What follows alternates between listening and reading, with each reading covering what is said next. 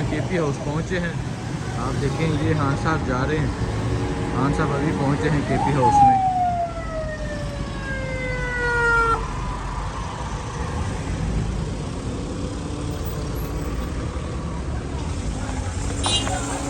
आजादी मंशूर हमारा आजादी पैगाम है, ना मंजूर गुलामी हमको, ना मंजूर गुलाम है।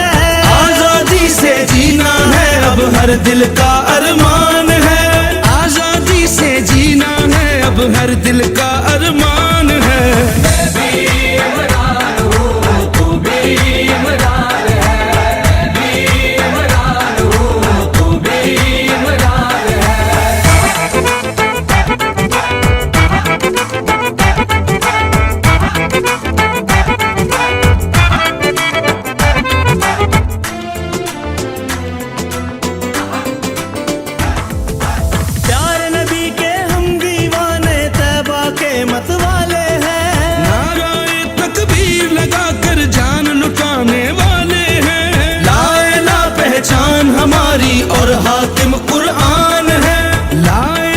And my belief is, La ilaha illallah, there is no God but one.